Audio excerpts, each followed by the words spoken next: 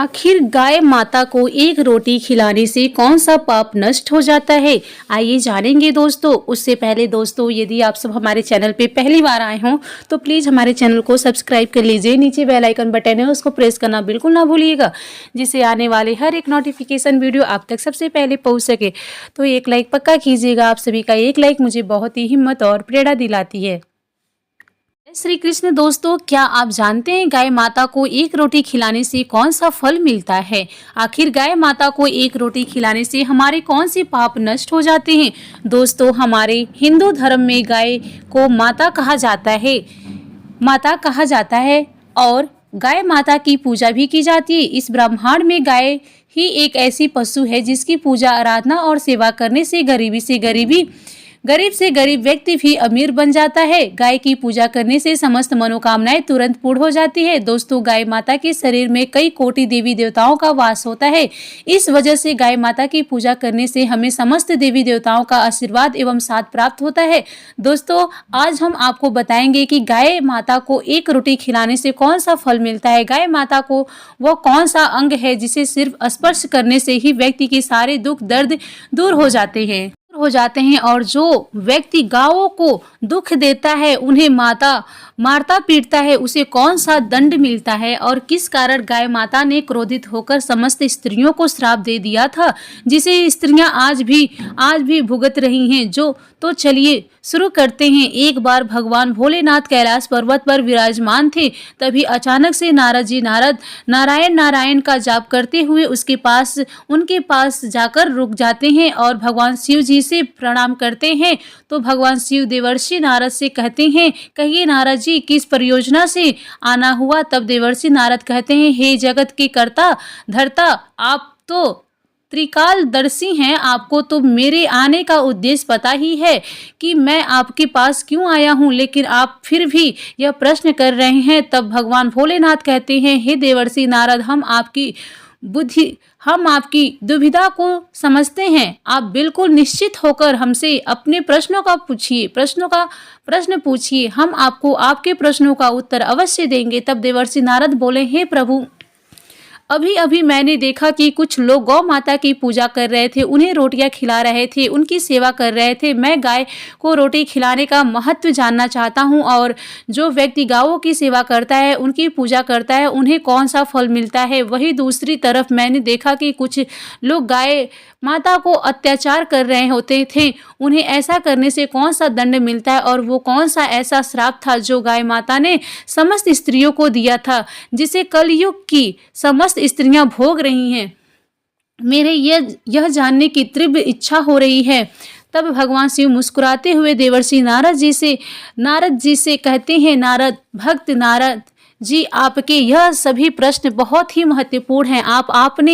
आपने इन सभी प्रश्नों को पूछकर पूरे ब्रह्मांड को उद्धार कर दिया है। लेकिन मैं आपको आपके इस प्रश्न का उत्तर देने से पहले आपको एक अत्यंत ज्ञानवर्धन कहानी सुनाना चाहता हूँ। जो भी भक्त इस कहानी को पूरा सुनता है, उसे मैं 32 अपराध माफ करता हूँ। दोस्तों, भगवान शिव जी कहते हैं, भारत के रायपुर शहर में गोपाल नाम का एक धनवान सेठ रहता था। वो प्रतिदिन ईश्वर की पूजा आराधना करता था। उसके जीवन में कोई दुख दर्द नहीं था। वो सुखपूर्वक अपने जीवन का निर्वहन कर रहा होता था। लेकिन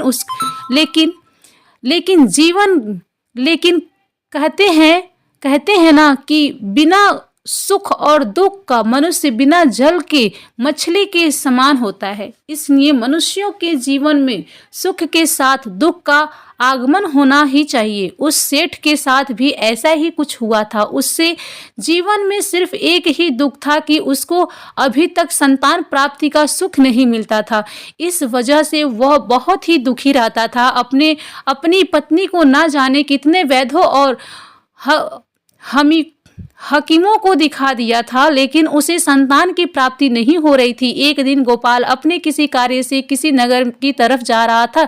तब उसने देखा कि एक तपस्वी महात्मा जी अपनी आराधना में लीन थे। तब वो गोपाल महात्मा जी के पास रुक जाता है। कुछ देर ऐसे ही बैठने के बाद तपस्वी महात्मा जी अपनी आंखें खोलते हैं तो वो गोपाल उन महात्मा जी से कहता है, हे मित्र, मैं अपने जीवन से बहुत ही परेशान हूँ, कृपया आप मुझे इस कष्ट से निजात दिलाइए। तब वे महात्मा जी उस गोपाल नाम से सेठ से कहते हैं, हे वत्स, मुझे किस बात का कष्ट है? लगता नहीं है तुम्हें किस बात से कष्ट है? लगता नहीं है कि तुम्हें कोई कष्ट भी होगा। फिर गोपाल बड़े ही दुखी भाव से कहता है, मेरा कष्ट ये है कि मेरे विवाह को कई वर्ष हो चुके हैं, लेकिन अभी तक मुझे संतान की प्राप्ति नहीं हुई है। कृपया आप मुझे यह बताने का कष्ट करें कि मुझे संतान की प्राप्ति क्यों नहीं हो रही है, और आप कृपा करके मुझे संतान प्राप्ति का उपाय भी बताइए, जिसे करने के बाद मुझे संतान का सुख मिल सके। तब वे महात्मा जी अपनी अंतर मन की शांति से उस गोपाल नाम के सेठ के जीवन में घटित सभी घटनाओं को देख लेते हैं और क्रोध में उस सेठ से कहते हैं, अरे मूर्ख मानव, तूने घोर पाप किया है। क्या तुमने याद नहीं है, एक बार जब तू किसी नगर को जा रहा था, तब एक वृक्ष के नीचे एक गाय अपने बछड़े के पास भूख प्यास से तड़फ रही थी। तब तूने ना तो उस गाय को भोजन करवाया और ना ही तूने उस गाय को प्रणाम किया था।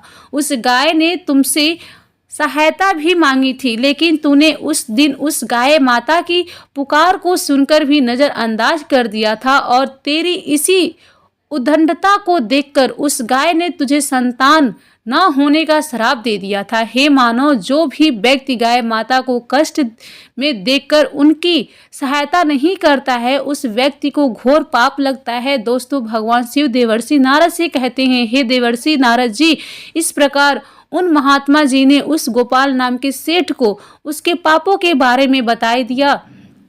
तब वह सेठ रोते हुए कहता है, हे भगवान, मुझसे इतना बड़ा पाप कैसे हो गया? मुझे अपने पाप से घृणा हो रही है। मेरी वजह से उस गाय और उसके बछड़े को इतना दुख सहना पड़ा। फिर वह गोपाल नाम का सेठ उन महात्मा जी से कहता है, हे गुरुदेव, मैं अपने इस पाप का पछतावा करना चाहता हूँ।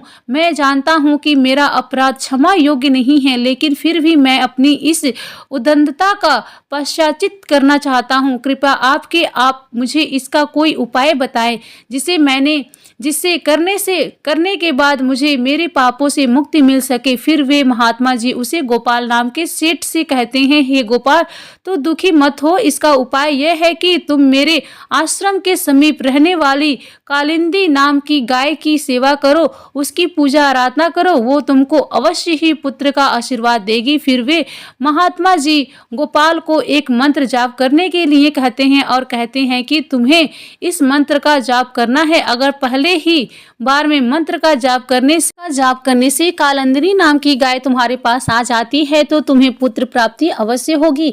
और अगर वो गाय किसी वजह से तुम्हारे पास नहीं आती है, तो अवश्य ही तुमसे पृथ्वी की सारी गाय माताएं रूठ हो गई हैं। तब वह सेठ उस मंत्र का जाप करने लगता है। उसके पहली बार ही मंत्र का जाप करते ही वह कालिंदी नाम की गाय उस आश्रम में उस गोपाल नाम के सेठ के पास आने लगती है। उस गाय को आता देखकर वे महात्मा जी बोले, हे वत्स, तू देख, तेरे केवल एक बार ही मंत्र का जाप करने से यह कालिंदी नाम की गाय स्वयं चलकर तुम्हारे पास आ रही है। तू बहुत ही भाग्यशाली है। यह गाय निश्चित ही तेरी सभी दुखों को दूर कर देगी। तो इस कालिंदी नाम की गाय को वन में चराकर इसकी सेवा करना, जंगल में रहने वाले हिंसक पशुओं से इसकी रक्षा करना, और अपनी पत्नी से भी कह देना कि वह भी इस कालिंदी नाम की गाय की सेवा करें, इसकी पूजा आराधना करें। इससे प्रसन्न होकर यह गाय तुम्हें संतान प्राप्ति का आशीर्वाद प्रदान करे। फिर वह गोपाल उन महात्मा जी को प्रणाम करके उस कालिंदी नाम की गाय को अपने साथ अपने घर ले जाता है और अपनी पत्नी से कहता है कि भगवान, हमें संतान के लिए इस कालिंदी नाम की गाय की सेवा करनी है। दोस्तों, भगवान शिव देवर्षि नारद जी से आगे बताते हैं कि उसके दूसरे दिन सुबह होते ही उस गोपाल सेठ की पत्नी उस गाय की पूजा करती है, उसे कुछ रोटियां खिलाती है। फिर वो सेठ उस गाय को चराने के लिए वन में लेकर चला जाता है और उस वन में पहुंचकर वो सेठ उस गाय को हरी हरी घास खिलाने लगता है। और जब वो कालंदरी नाम की गाय किसी वृक्ष के नीचे विश्राम करने लगती है, वहीं पे बैठ जाती है, तो वह सेठ भी उसके साथ बैठ जाता है और विश्राम करने लगता है। फिर वो गोपाल नाम का सेठ उस गाय के शरीर पर बैठी हुई मच्छर मक्खियों को हटाने लगता है और अपने हाथों से उसके मस्तक को सहलाने लगता है। इस प्रकार से उस सेठ को उस गाय की सेवा करते हुए जब शाम हो जाती है तो गोपाल उस गाय के साथ अपने घर लौट जाता है। घर पहुंचते ही वो गाय जब अपनी पूंछ से धूल उठाती है तो गोपाल का घर पवित्र हो जाता है और उसके सभी पाप नष्ट हो जाते हैं। फिर गोपाल की पत्नी उसकी विधि पूर्वक पूजा आराधना करती है और उसके चरणों में कई बार मस्तक झुकाती है।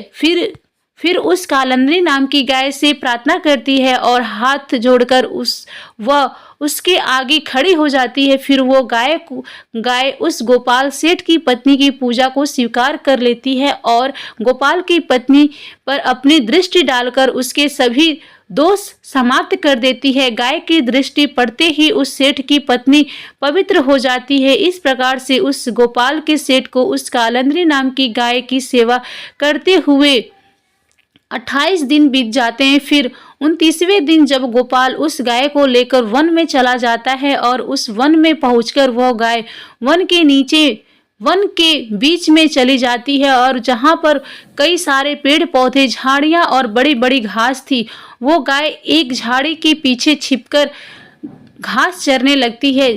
इतने में ही एक शेर पीछे से आकर उस कालंदरी नाम की गाय को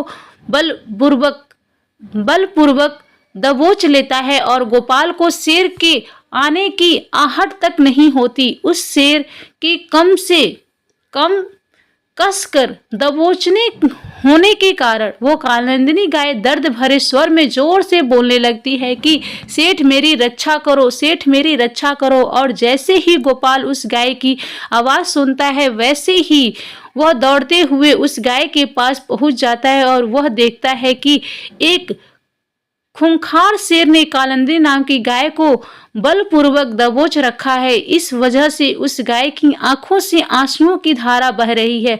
तो गोपाल बहुत ही दुखी हो जाता है और एक हाथ में डंडा उठा लेता है। तो दोस्तों, भगवान शिव जी कहते हैं कि हे देवर्षि नारद जी, जब गोपाल डंडा उठाता है उस समय वह उस शेर की तरफ नहीं देख रहा होता है, लेकिन इस समय जब उस शेर की तरफ देखता है तो उस शेर की दृष्टि पड़ते ही डर के मारे गोपाल का शरीर कांपने लगता है, उसकी सारी शक्तियां क्षीण हो जाती हैं। फिर वह शेर गोपाल से ऊंची आवाज में कहने लगता है कि मेरे ऊपर प्रहार करना तुम्हारे बस की बात नहीं है, क्योंकि भगवान शिव मेरी ही पीठ पर पैर रखकर नंदी पर बैठते हैं, इसलिए तू मुझे मारने की चेष्टा मत कर और यहाँ से लौट जा। शायद ईश्वर ने इस गाय को भोजन के रूप में मुझे भेंट किया है, इसलिए तुम मुझे परेशान मत करो। तुम अपनी जान बचाकर तुरंत यहाँ से निकल जाओ। फिर गोपाल उस शेर से कहता है कि कृपा आप इस गाय को ना मारें। यह गाय एक बहुत ही तपस्वी महात्मा जी ने मुझे मेरे सभी मनोरथों को पूरे करने के लिए दी है। कृपा आप इसकी हत्या ना करें, क्योंकि इसकी हत्या करने पर तुम्हें महापाप लगेगा और इसका एक छोटा बछड़ा भी है जो घर पर इसका इंतजार कर रहा है। महात्मा जी ने मुझे इस गाय की रक्षा और सेवा करने की आदेश दिया है। मैं इस गाय को छोड़कर नहीं जा सकता। तुम भगवान शिव के सेवक हो, इसलिए तुम्हारे हाथ से इस गाय को छुड़वाना मेरे लिए संभव है। इसलिए मैं मृगराज, मेरी आपसे विनती है कि आप इस गाय को छोड़ दीजिए। इसके बदले मैं आपको अपना पूरा शरीर समर्पित करता हूँ। आप मुझे खाकर अपनी भूख शांत कर लीजिए। इससे उन महात्मा जी के आदेश का पालन भी हो जाएगा। मेरे द्वारा गाय की रक्षा भी हो जाएगी। साथ ही साथ गाय माता की रक्षा के लिए प्राण त्यागने से मुझे स्वर्ग की प्राप्ति हो जाएगी। इतना कहकर गोपाल उस शेर के सामने हाथ जोड़कर और आंखें बंद कर कर बैठ जाता है। फिर अचानक से गोपाल के कानों में एक स्वर सुनाई देने लगता है कि हे पुत्र उठो, मैं तुम्हारी सेवा से बहुत ही प्रसन्न हूँ। यह सुनकर गोपाल उठकर खड़ा हो जाता है और वो अपने सामने उस गाय को देखता है और मन में सोचते हुए कहता है, वो शेर कहीं दिखाई नहीं दे रहा है, उसने आपको बलपूर्वक दबोच रखा था। तब वो कालंद्री नाम की गाय गोपाल से कहने लगती है कि पुत्र, मैंने ही अपनी माया से शेर का रूप धारण कर लिया था। मैं तुम्हारी परीक्षा लेना चाहता था।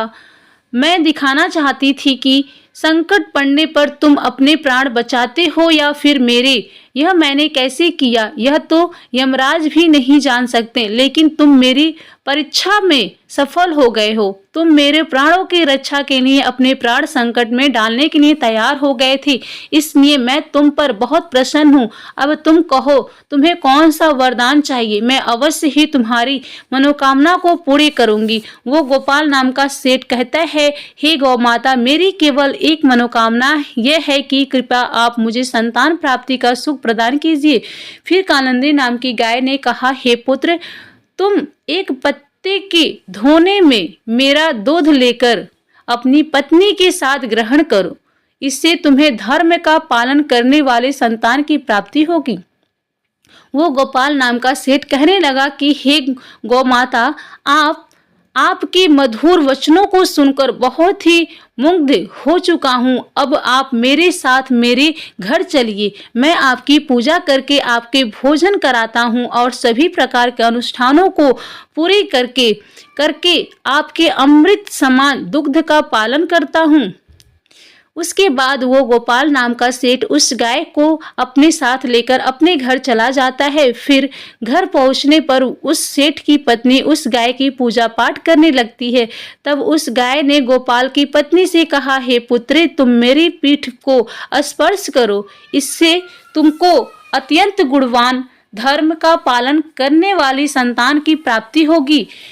फिर उस सेठ की पत्नी ने गाय की पीठ को स्पर्श किया। गोपाल और उसकी पत्नी उस गाय की विधिवत पूर्वक पूजा आराधना करते हैं और उस गाय माता के अमृत के समान दूध को प्रसाद समझकर ग्रहण करते हैं। फिर वे दोनों उन महात्मा जी के पास पहुंच जाते हैं। फिर तभी महात्मा जी उन दोनों को सुख देकर कहने लगते हैं, हे धनेश, अब यह गाय तुम दोनों से बहुत ही प्रसन्न है। अब तुम्हारी सभी मनोकामनाएं अवश्य पूर्ण हो जाएगी। दोस्तों, भगवान शिव जी कहते हैं, हे देवर्षि नारद जी, जो भी मनुष्य गाय की सेवा करता है, उसे भोजन खिलाता है, उसकी पूजा आराधना करता है, उसकी सभी मनोकामनाएं पूर्ण हो जाती है। और जो भी व्यक्ति गाय की रक्षा करता है, वो कभी भी गरीब नहीं रहता है और मृत्यु के बाद उस व्यक्ति को सीधा स्वर्ग की प्राप्ति होती है और उस व्यक्ति को भगवान भोलेनाथ की साक्षात दर्शन प्राप्त हो करने का सौभाग्य मिलता है। जो भी व्यक्ति श्रद्धा पूर्वक गाय का दूध पीता है, उसे कोई बीमारी नहीं होती है और जो व्यक्ति गाय की पीठ को स्पर्श करता है, उसके सभी पाप तुरंत नष्ट हो जाते हैं। जो व्यक्ति गाय को एक रोटी खिलाता है, वो व्यक्ति नरक की वैतरणी नदी को गाय की पूंछ पकड़कर पार कर लेता है। इतना करने से ही मनुष्य सभी ऐश्वर्य और यश को प्राप्त कर लेते हैं। वो व्यक्ति कभी भी गरीब नहीं रहता है। अतः हमें गाय माता की सेवा आराधना अवश्य करनी चाहिए, क्योंकि ऐसा करने से मनुष्य को 7 पीढ़ियों तक मनुष्य योनि में जन्म लेने का सुख प्राप्त होता है। गाय माता की सेवा करने वाला व्यक्ति रंक से राजा भी बन जाता है। दोस्तों, भगवान शिव जी देवर्षि नारद से कहते हैं, इस प्रकार गोपाल के द्वारा उस कालिंदी नाम की गाय की सेवा करने से उसे एक पुत्र की प्राप्ति होती है। दोस्तों, भगवान शिव कहते हैं, हे देवर्षि नारद जी, आपके पहले प्रश्न का उत्तर मिल गया। मिल गया होगा। और आपका दूसरा प्रश्न ये था कि जो व्यक्ति गौ की मारता पीटता है उसे कौन सा दंड मिलता है। तो दोस्तों आपको बता दूं कि उस व्यक्तियों को ऐसा करने से सीधा नरक की प्राप्ति होती है और ऐसे व्यक्तियों को नरक के देवता यमराज जी कई वर्षों तक खौलते हुए तेल में घड़े में पकाते हैं। और दोस्तों भगवान शिव जी नारद जी से कहते हैं, मुनिवर अब तो आपको आपके सभी प्रश्नों के उत्तर मिल गए होंगे। तब देवर्षि नारद जी कहते हैं, हे प्रभु आपने मुझे मेरे इस प्रश्न का उत्तर नहीं दिया है कि गाय माता ने समस्त स्त्रियों को कौन सा श्राप दिया था जिसे आज भी स्त्रियां भोग रही हैं। फिर देवर्षि नारद जी की बातों को सुनकर भगवान शिव कहते हैं कि हे देवर्षि नारद जी, आपको आपके इस प्रश्न का उत्तर जानने के लिए एक और ज्ञानवर्धन कहानी सुननी पड़ेगी। तब देवर्षि नारद जी कहते हैं, हे प्रभु आप इस कहानी को सुनाना प्रारंभ करें। मैं आपके विश्वास दिलाता हूँ कि मैं इस कहानी को शुरू से लेकर अंत तक पूरा अवश्य सुनूंगा। तब भगवान शिव कहते हैं, एक समय की बात है कि किसी नगर में फेकू नाम का एक ब्राह्मण रहता था। उसने अपने घर में गाय को पाल रखा था। तब वो गाय उसे प्रतिदिन ढेर सारा दूध देती थी, जिसे बेचकर वह अपनी आजीविका चलाता था। और उसे गाय का दूध बहुत ही अच्छा होने के कारण उसे बहुत मुनाफा भी हो रहा था। इसलिए वह उस गाय को प्रतिदिन वन में चराने के लिए ले जाता था और शाम होने से पहले उस गाय को घर ले आता था। ऐसे ही कई दिन गुजर जाते हैं, लेकिन एक दिन ऐसा आता है जब वह गाय दूध देना बिल्कुल बंद कर देती है, जिसके कारण फेकू को भारी नुकसान का सामना करना पड़ जाता है। एक दिन उस गाय से परेशान होकर उस गाय को घर से निकाल देता है और जब वह गाय फेकू के घर में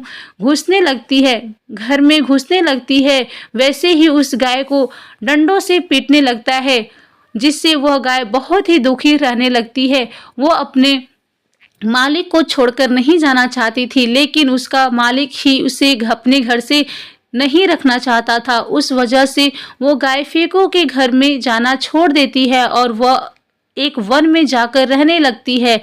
उस वन में चारों तरफ हरी भरी घास थी, जिसे खाकर वो गाय अपना पेट भर लेती थी और एक पेड़ के नीचे बैठकर रात गुजारने लगती थी। ऐसे ही कई महीने गुजर जाते हैं, लेकिन एक दिन वो गर्भवती हो जाती है तो उसे बहुत ही कठिनाइयों का सामना करना पड़ जाता है, किंतु वो किसी तरफ से कष्ट को सहती हुई अपना जीवन यापन करने लगती है। इस वन के समीप में एक नगर पड़ता था। उस नगर में एक किसान रहता था। उसकी पत्नी बहुत ही लालची स्वभाव की थी। उसके लालची स्वभाव से वो किसान बहुत ही परेशान रहता था। दोस्तों भगवान शिव जी कहते हैं, एक दिन जब वह उस गाय को गर्भवती हुए 9 महीने बीत जाते हैं, तब अचानक से उसे तीव्र पीड़ा शुरू हो जाती है। लेकिन किसी तरफ से वो उस पीड़ा को सहन कर लेती है और वो गाय एक सुंदर से बछड़े को जन्म दे देती है। उस बछड़े को जन्म देने के बाद वो बछड़ा बहुत ही ज़्यादा गंदा हो जाता है, क्योंकि उस गाय ने गलती से अपने बछड़े को कीचड़ में जन्म दे दिया था। और वो गाय अपने बछड़े को हिंसक जंतुओं से बचाने के लिए उसे अपनी पीठ पर रखने का प्रयास करने लगती है, लेकिन वो ऐसा करने में बार असफल हो रही होती थी, जिससे वो गाय बहुत ही दुखी हो गई थी। तभी अचानक किसान की पत्नी किसी कार्य के लिए उस वन में पहुंच जाती है, जहां पर वो गाय अपने बछड़े को हिंसक जंतुओं से बचाने के लिए उस बछड़े को अपनी पीठ पर रखने की कोशिश कर रही होती थी। जब किसान की पत्नी ने देखा कि उस गाय ने एक बछड़े को जन्म दिया है और उसके आसपास कोई भी नहीं है, तो किसान की पत्नी ने मन में लालच जगा उठा और वो अपने मन में सोचने लगती है कि चलो मैं इस गाय को अपने घर ले चलती हूँ, वो मुझे ढेर सारा दूध देगी, जिससे मैं बहुत सारा धन इकट्ठा कर लूँगी। ऐसा सोचकर जैसे ही वह स्त्री उस गाय की ओर जाने लगती है, तब उस गाय ने देखा कि उसके पास एक सुंदर सी स्त्री अंदर से स्त्री तीव्र गति से चलती हुई आ रही है। उस गाय ने किसान की पत्नी से कहा कि आप कृपया मेरे इस बच्चे को मेरी पीठ पर रख दो, क्योंकि यह अभी बहुत ही छोटी है और 9 महीने बाद चलने लगेगा।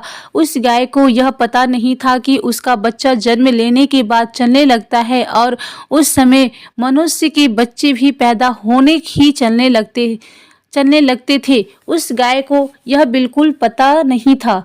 उस गाय की बातों को सुनकर किसान की पत्नी को हंसी आ जाती है और वह हंसते हुए उसे गाय से बोलती है, अरे मूर्ख गाय, मैं तुम्हारे बच्चे को तुम्हारी पीठ पर क्यों रखूं? तुम्हारे इस बच्चे को देखो तो यह कितना गंदा हो गया है। इसके ऊपर बहुत सारे मिट्टी और कीचड़ भी लग गई है।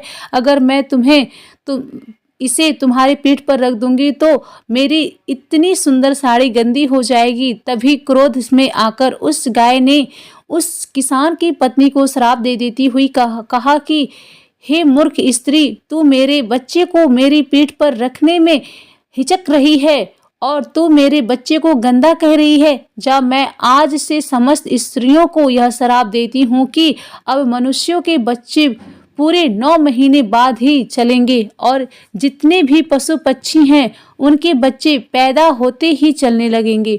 दोस्तों, भगवान शिव देवर्षि नारद से कहते हैं, इस प्रकार गाय माता के श्राप को कलयुग की स्त्रियों को भी भोगना पड़ रहा है।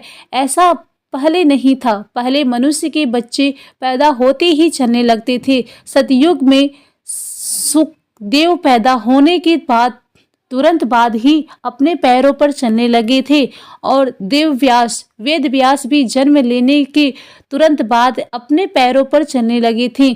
यह बात तो सतयुग की थी, लेकिन कलयुग में ऐसा कुछ भी नहीं है। कलयुग में मनुष्यों के बच्चों को अपने पैरों पर चलने के लिए कम से कम 9 से 10 महीने लग जाते हैं। इसका कारण ये है कि गाय माता ने क्रोध में आकर समस्त स्त्री जाति को एक भयानक श्राप दे दिया था। उस दिन से समस्त स्त्रियों के बच्चे पैदा होते ही अपने पैर पर चलने की प्रक्रिया वहीं पर रुक गई थी और गाय माता के श्राप के कारण कलयुग में स्त्रियों के बच्चे 9 से 10 महीने के बाद ही अपने पैरों पर खड़े हो जाते हैं और गायों के बच्चों उसी दिन से पैदा होते ही अपने पैरों पर चलने लगते हैं। इसलिए किसी की आत्मा को ठेस नहीं पहुंचाना चाहिए, दूसरों के दुख में दुखी हो जाना चाहिए और दूसरों के काम आना चाहिए और साथ ही पशु पक्षियों की सहायता करनी चाहिए। उस स्त्री की एक गलती की वजह से कलयुग की समस्त स्त्रियों को गाय माता के श्राप का फल भोगना पड़ रहा है। दोस्तों, भगवान शिव जी कहते हैं, हे देवर्षि नारद जी, अब तो आपको आपके सभी प्रश्नों को उत्तर मिल गए होंगे। तब देवर्षि नारद जी कहते हैं कि हे प्रभु, अब मुझे मेरे सभी प्रश्नों के उत्तर मिल गए हैं और आपने मुझे बहुत ही महत्वपूर्ण ज्ञान दिया है। मैं आपके विश्वास दिलाता हूँ कि मैं इस ज्ञान का विस्तार पूरे देवलोक में अवश्य करूंगा। जय श्री कृष्ण। दोस्तों, आपको ये कथा कैसी लगी कृपया कमेंट करके जरूर बताइए। वीडियो पसंद आया हो तो लाइक करें और अपने दोस्तों के साथ शेयर करना बिल्कुल ना भूलें और कमेंट बॉक्स में जय श्री राम लिखना ना भूलें और ऐसी ही और भी बहुत सारी कहानियों को सुनने के लिए चैनल को सब्सक्राइब जरूर करें। धन्यवाद।